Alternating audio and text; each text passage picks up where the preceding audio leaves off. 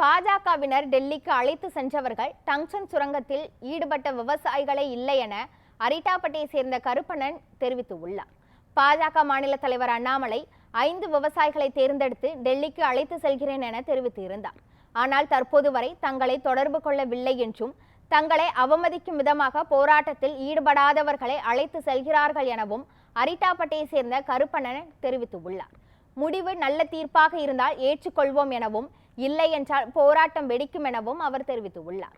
பாஜகவினர் டெல்லிக்கு அழைத்து சென்றவர்கள் டங்ஸ்டன் போராட்டத்தில் ஈடுபட்ட விவசாயிகளே இல்லை எனவும் அவர் குற்றம் சாட்டியுள்ளார்.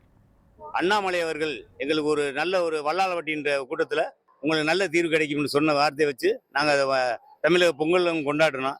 இதுவரை எங்களுக்கு இந்த போராட்டத்தில் கலந்து கொள்ளாத நபர்களே இப்போ பாரதிய ஜனதாவிலிருந்து ஒரு 10 நபர்களை அவங்க அழைத்து டெல்லி செல்கிறார்கள். அவர்களுக்கு இந்த ஒருபோக சாவடி விவசாயிகளுக்கும் எந்த சம்பந்தம் இல்லை. ஒரு நல்ல விஷயத்துக்கு பாரத பிரதமர் அவர்கள் நல்ல தீர்ப்பு வழங்கி அவர்களை வழி அனுப்பி வைத்தால் நாங்கள் பெருமடி ஏற்றுக்கொள்வோம். அப்படி தவறான லைனில் போய் எந்த ஒரு தீர்வு கண்டு வந்தாலும் அதை எதிர்கொள்ள எந்த விதத்திலும் தயங்க மாட்டோம். ஒருபோக சாவடி மட்டும் இல்லை, தமிழகம் எங்கும் போராட்டம் கொந்தளிக்கும்.